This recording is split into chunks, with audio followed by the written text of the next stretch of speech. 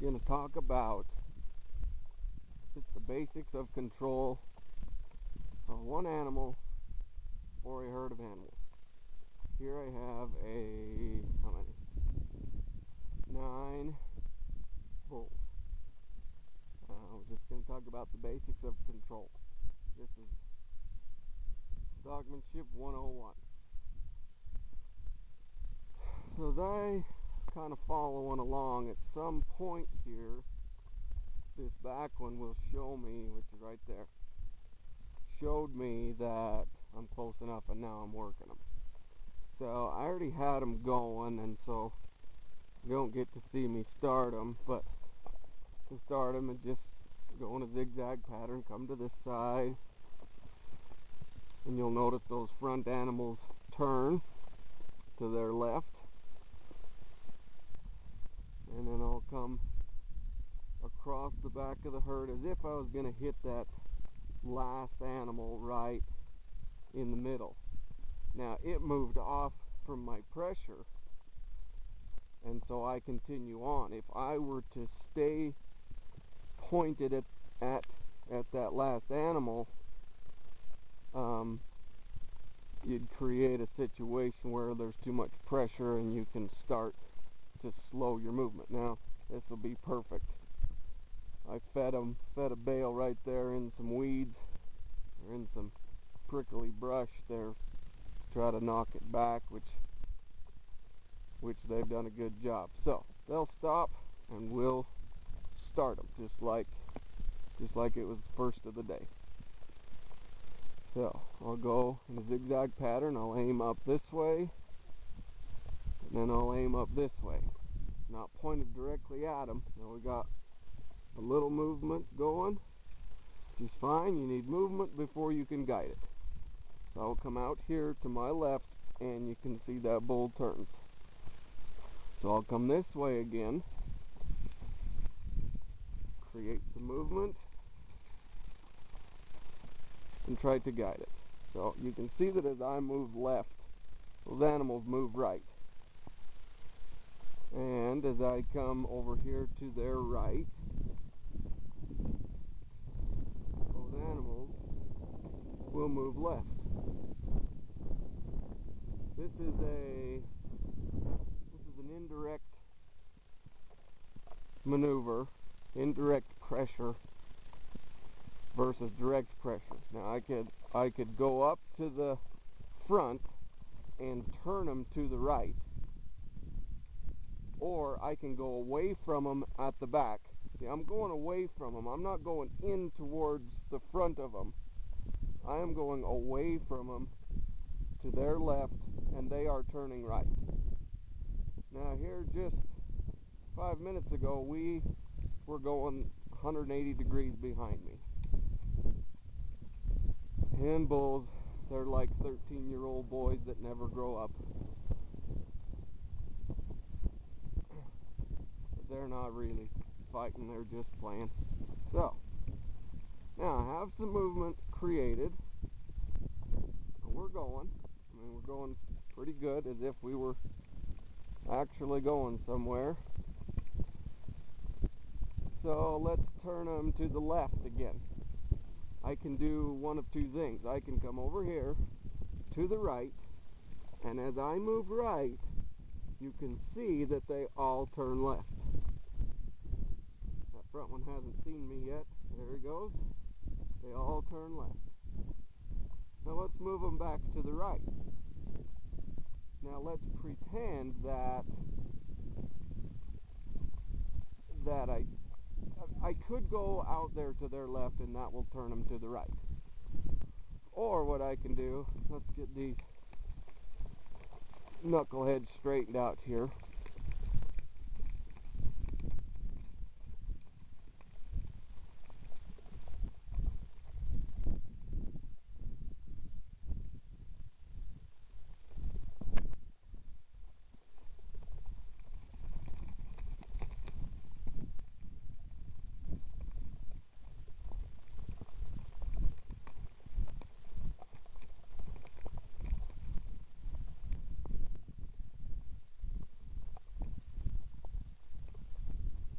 going to get them a little bit bunched back up here.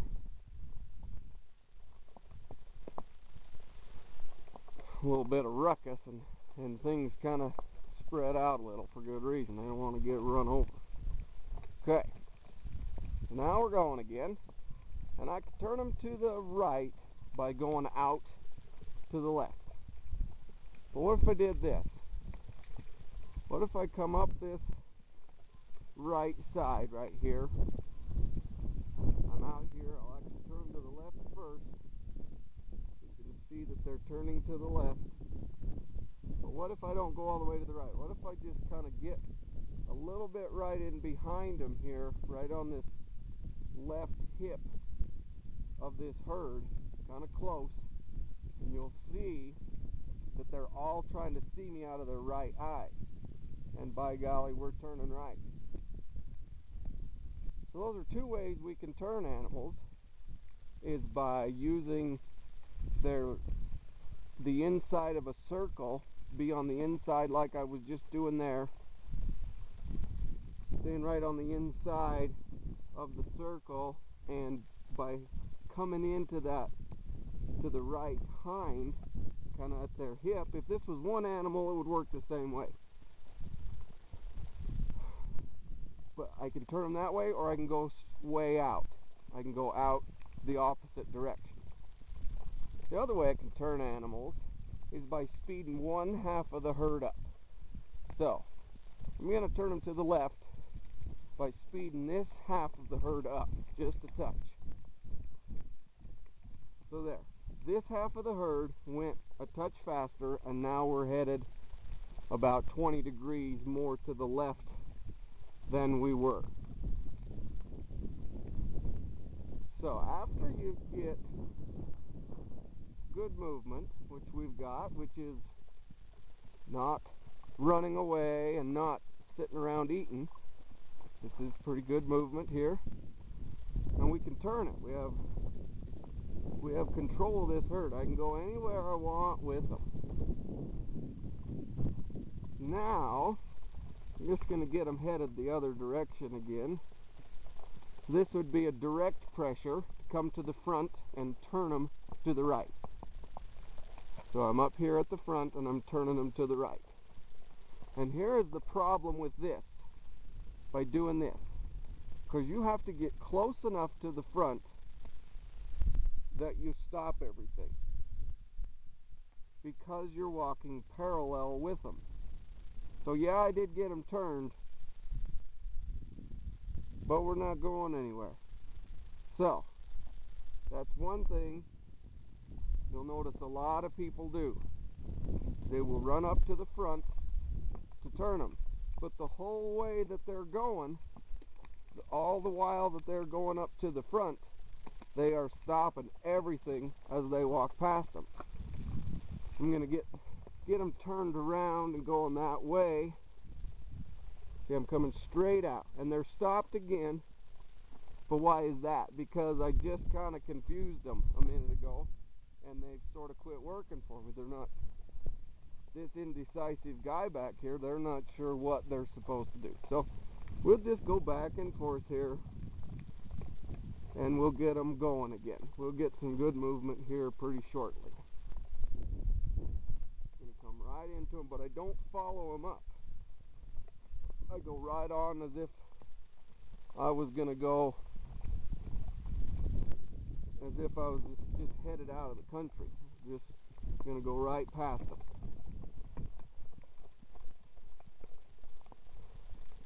I'm just working in a straight line in a T to where I want them to go.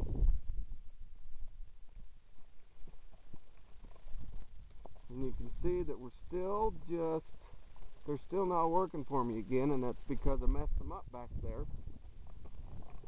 And that's how little it takes to mess this up. You can get it back, and I will eventually.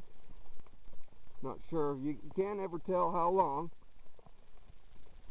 but I will get it back, because I'm a stubborn old guy here and I won't give up. So we're basically there. So now we learned to get them going, how to turn them, and actually how to stop them if we want to stop them. All I've got to do is walk parallel in the same direction as them. You go zigzag behind them to create movement. Now, I'm just going to walk straight forward, kind of towards those front animals, towards those two out there, and look at what's happening over here. Because I'm walking parallel, I am stopping all of it. But these are the only ones that most people see. These two kind of headed off in their own direction, and so I'm going to run up here and chase them back in. Meanwhile, everything else that I just created has stopped. Where if I would have went out to the left at in that same straight line, a T to where I want to go, I would have accomplished this and not stopped what I was doing. So the same thing with one animal as it does with the others. I can move to the right and he will turn to the left. I can move to the left and he will turn to the right. Now let's get them bunched back up and I'll try to get them going again. Well, I won't try, I will. It might be all day and all night, but I'll do it. You have to do what's right long enough that they start to respond. So now we can stop them, we can turn them, and now let's do something useful. Let's take these, I don't know if there's any hay left up here, but let's take them to feed and do something useful, like as if that's what we meant to do out here, which it is. And this is working with them. Whether this was brand new calves or cows that we just weaned or bulls that we just processed yesterday, which is the case with these. Just working with them, establishing things. One more thing maybe I'll show is when you head, the other thing that happens when you head at the front of an animal, at their head. So if I come in here, when you turn to their head trying to turn this animal, he will just speed right up. So if you've got a herd that doesn't want to move very good, you'll come in at an angle like I'll cut the last 3 of these off. And I'll come in here and they will speed up.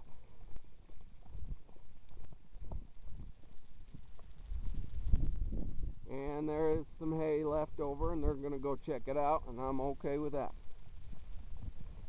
Same thing, if I want to speed an animal up, I can go right at their head and they will speed up. That is direct pressure, not indirect pressure. So, let's back off here a little bit.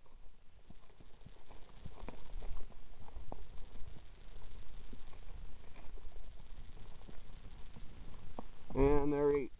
Now, life is pretty good. They're happy, we're happy. They're not, I didn't run any of them through a fence. I didn't have to rope any of them to get them up. Life is pretty good. But, you know, I'm an indecisive guy, and you know, I've decided we want to do something else. I'm going to take them to water instead. So, I'm going to start them again. I'm going to come up here to the left, or to their right, and just go right on past. Now, there's some brush and some things, and so you can't always be in the 100% perfect position. So I'm just going right on out there like I'm going to go over the mountain. And then I'll come right back and pressure these in a straight line to where I want them to go. And they want to eat, But that's not what we're doing. And I'm not going to get mad at them. I'm not going to get irritated. But this hay, this area right here where I'm working, is now the area of high pressure. High stress, if you will. And I didn't get mad. I didn't chase them off. I didn't have to yell at them or hit them with my rope or anything. Just because I persevered, I won. Quietly, consistently persevered. So as you work stock, watch what happens and watch other people and see what happens when they do what they do. You know, let's say I'm gonna run up to the front and turn them. There we go. It's like Bonanza. Running to the front to stop them or to turn them. And I am turning them, but my movement has stopped. Almost stopped. We'll just keep going. Okay, so they're stopped. But if I go from the front to the back in a parallel direction, if I go like this, that will speed them up, or it can start them again. So you can go with movement in a parallel direction and stop them. We'll do that again. Parallel, and these back ones will stop. And as we go up. Now I am not headed at the front animal to head them off. I'm headed up the mountain in parallel way, and I've stopped it. And if I go in a parallel direction against the movement, I will speed it up or start it. In this situation, I'm starting it just by moving from the front to the back. So here we go. We're going again, just like all this nonsense never happened. So as you can see, I can do anything I need to do with these animals. I can take them right up to a gate, put them through. I can drive them 15 miles if I need to, just like this. They will tell you when you are too close, when you are too far away. All these things they will tell you if you are paying attention. And that gets into higher levels of stockmanship. But for this video and this moment, this is good enough. I'm going to just stop them right here. Or they're going to stop here anyways at water. And not that they forgot where it was, but that's good enough.